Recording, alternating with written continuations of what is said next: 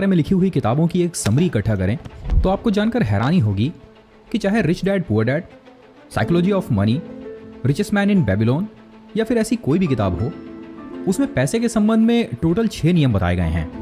यदि आप इन नियमों का पालन करते हैं तो यकीन जानिए यह आपको फाइनेंशियली फ्री करने में बहुत हेल्प करेगा। कि यदि आप अपने पैसे को ट्रैक करना शुरू कर दें तो यह आपके पास रुकने लगेगा। ज्यादातर लोग ये सोचते हैं कि एक बार में बड़ा हाथ मारो और अमीर बन जाओ, पर पैसे कमाने का रहस्य इसके ठीक उल्टा है। Good evening friends. दोस्तों, एक मशहूर कहावत है, जिंदगी हमेशा हमें कुछ ना कुछ सिखाती रहती है, पर सवाल यह है कि हम क्या सीखना चाहते हैं। जब आप अपने जीवन में धीरे धीरे आगे बढ़ना चाहते हैं और अपनी वेल्थ क्रिएशन की जर्नी को और भी ज्यादा बेहतर करना चाहते हैं, तब ऐसे समय में आपकी सबसे ज्यादा मदद अगर कोई कर सकता है तो वो 2 लोग हैं।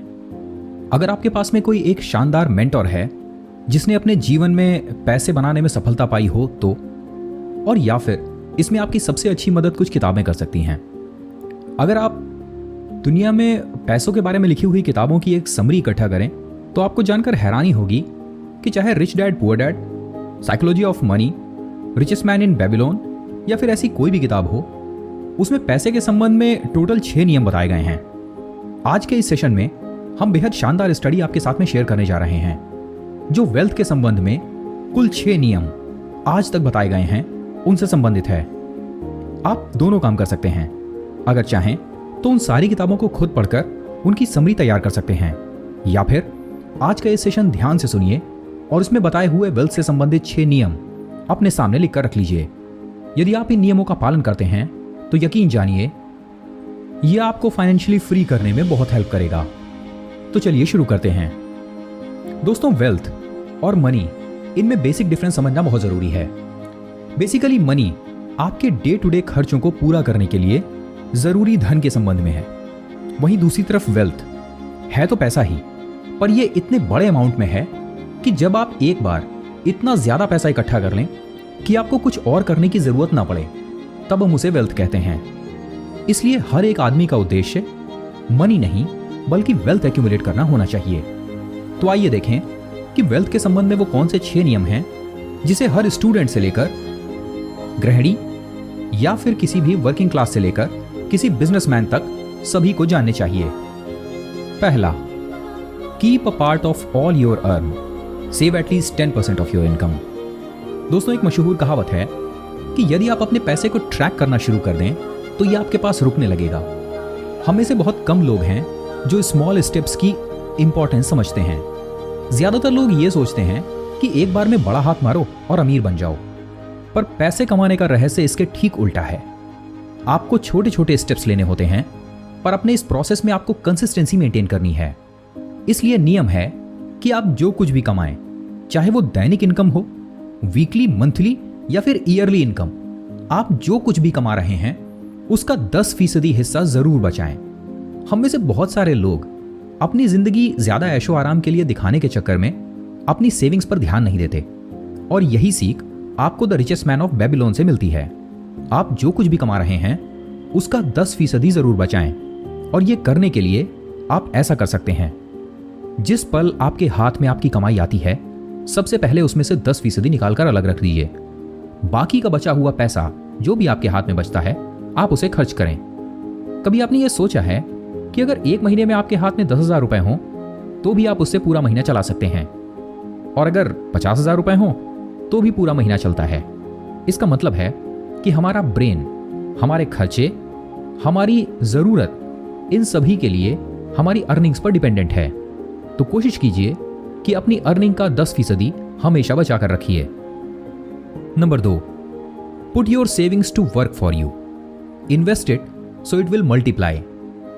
एक बार वॉरेन बफे ने कहा था कि अगर आप कोई ऐसा तरीका नहीं ढूंढ पाते कि आप सोते हुए भी पैसा कमाएं, तो आपको पूरी जिंदगी काम करना पड़ेगा। पर सवाल यह है कि कोई आदमी सोते हुए पैसा कैसे कमा सकता है? अगर 50 साल पहले किसी से पूछा जाता तो शायद इसका जवाब थोड़ा मुश्किल होता, पर आज के समय में, स्पेशली कोविड के बाद, हम सभी जानते हैं कि बहुत से ऐसे तरीके हैं जिनका इस्तेमाल करते हुए आप अपने पैसे को काम पर लगा सकते हैं, और आप तब भी पैसा कमा सकते हैं जब आप सो रहे हों। बेसिकली सेकंड नियम यही है, put your savings to work for you. जो भी आप 10% बचाते हैं पहले नियम का पालन करते हुए, उसे कहीं इन्वेस्टमेंट में लगाइए, किसी ऐसी जगह जहां पर आपको पैसे से रिटर्न मिल सके। कई बार लोग अपने दोस्तों को पैसा उधार दे देते हैं क्योंकि उनके पास वो सेविंग्स में या फिर फिक्स डिपॉजिट में पड़ा रहता है। पर इसके विपरीत जब आपके पास पैसा आता है तब उसे इन्वेस्ट कीजिए, म्यूचुअल फंड्स में, डिविडेंड पेइंग फंड्स में, या फिर स्टॉक्स में, या फिर किसी ऐसे बिजनेस में जो कि ग्रोइंग हो। Number 3, avoid debt. The poor pay interest while the rich earns interest। क्या आप जानते हैं कि अनिल अंबानी एक समय दुनिया के टॉप 20 लोगों में शामिल किए जाते थे और आज वो एक बैंकरप्ट इंसान हैं। इसके पीछे वजह क्या है? जवाब है उधार। दोस्तों, फाइनेंस में उधार को एक दुधारी तलवार कहा जाता है। जब आपका समय सही चल रहा हो तब आपके लिए डेट या फिर उधार बहुत मददगार होता है, लेकिन जैसे ही परिस्थितियां आपके प्रतिकूल होती हैं, ये उधार दुधारी तलवार बनकर आपकी मूल पूंजी को भी खा जाता है। क्या आप जानते हैं कि जब आप अपनी फाइनेंशियल जर्नी को शुरू कर रहे होते हैं तब एक बेहद शानदार नियम है, आप जितना कमा रहे हैं उससे सिर्फ 50% ही खर्च कीजिए। बहुत ज्यादा दिखावे की कोशिश मत कीजिए, क्योंकि ज्यादातर दिखावे के चक्कर में हम उधार के चक्कर में फंस जाते हैं। आप जो भी कमाते हैं उसे कम खर्च करने की आदत डालिए ताकि आपको भविष्य में उधार लेने की जरूरत ना पड़े, और यही वेल्थ का तीसरा नियम है। कई बार आपने देखा होगा जब आप किसी कंपनी में इन्वेस्ट करते हैं तो समझदार इन्वेस्टर ज्यादातर डेट फ्री कंपनी को प्रेफर करते हैं। जरा सोचिए, क्या आप ऐसे किसी इंसान से दोस्ती करना चाहेंगे जिसके ऊपर करोड़ों रुपए का उधार हो और अर्निंग बिल्कुल भी ना हो? जवाब है नहीं। ठीक यही चीज हमारी वेल्थ जर्नी में भी सही साबित होती है। इसलिए कोशिश कीजिए अननेसेसरी उधार लेने से बचिए, स्पेशली उन जरूरतों के लिए जो किसी काम की नहीं है। मिसाल के लिए, हम में से बहुत सारे लोग फॉरेन ट्रिप करने के लिए भी उधार लेते हैं, कुछ बड़ी गाड़ियां खरीदने के लिए, जबकि उनका काम छोटी गाड़ियों से भी चल जाता है।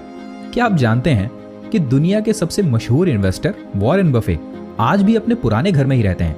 और जब किसी ने उनसे पूछा कि ऐसा क्यों है जबकि आप एक बड़ा घर अफोर्ड कर सकते हैं, तो उन्होंने कहा कि मैं अमीर बनना चाहता हूं, अमीर दिखना नहीं। चौथा नियम है don't speculate in getting rich quick scheme, invest in a solid business that is for the long term. क्या आप जानते हैं कि आज से 3 साल पहले क्रिप्टो करेंसीज जैसी चीजें मार्केट को हिलाकर रख देती थीं। हर किसी को लग रहा था कि यह भविष्य की बेहद शानदार स्कीम होने वाली है। इन सब के साथ अगर आपने कभी पिरामिड स्कीम के बारे में सुना हो, जहां पर कि मल्टी लेवल मार्केटिंग को कहा जाता है ये भविष्य का बिजनेस है, जहां पर आप अपने नीचे कुछ लोगों को और जोड़ते हैं और आपको ऐसे सपने दिखाए जाते हैं कि आगे आने वाले 1 से 2 साल के अंदर आप करोड़पति बनने वाले हैं। पर क्या आप जानते हैं कि दुनिया का सबसे अमीर इन्वेस्टर वॉरेन बफे अपनी पूरी पूंजी का 90% अर्निंग उन्होंने उम्र के 65वें साल में जाकर की, जबकि उन्होंने अपना इन्वेस्टमेंट 20 साल से ही शुरू कर दिया था। तो इसका लर्निंग क्या है? सबक है, कभी भी किसी भी जल्दी अमीर बनने वाली स्कीम के चक्कर में मत फंसिए, क्योंकि फाइनेंस के मामले में शॉर्टकट जैसा कुछ भी नहीं है। शायद आपको हेरा फेरी का वो सीन याद हो, 30 दिन में पैसे डबल, पर क्या वाकई वो हुए? आंसर है नहीं। सो हर कोई जो फाइनेंस से रिलेटेड है और जिसने शॉर्टकट अपनाने की कोशिश की, या तो वो जेल में है, या फिर लंदन में, और या फिर वो देश में रहते हुए भी बैंकरप्ट हो गया है। जी हाँ, आपने सही समझा, हम बात कर रहे हैं विजय माल्या या फिर नीरव मोदी की। इसलिए कोशिश कीजिए ऐसे बिजनेसेस में इन्वेस्ट करने की जो लॉन्ग टर्म के सॉलिड बिजनेस हैं, जो आपको अपने सामने होते हुए दिखाई देते हैं। मिसाल के लिए स्टॉक मार्केट, आपने देखा ये एक सॉलिड बिजनेस है। रिलायंस, विप्रो, इन्फोसिस जैसी कंपनियां या फिर म्यूचुअल फंड्स लंबे समय में आपको अच्छा रिटर्न देते हैं। इसलिए आपको ऐसे बिजनेसेस में इन्वेस्ट करना चाहिए, ना कि क्रिप्टो या फिर मल्टी लेवल मार्केटिंग जैसी चीजों में। 5वां नियम है invest in yourself, gain knowledge, skills to increase your earning power. कहते हैं कि सबसे अच्छा निवेश खुद पर किया गया निवेश होता है। यह वेल्थ जनरेशन का बेहद शानदार नियम है। वॉरेन बफे का एक कोट है कि मैं सिर्फ उन्हीं चीजों में इन्वेस्ट करता हूं जिन्हें मैं ठीक से समझ पाता हूं, यानी कि वो अपने नॉलेज को बढ़ावा देते हैं।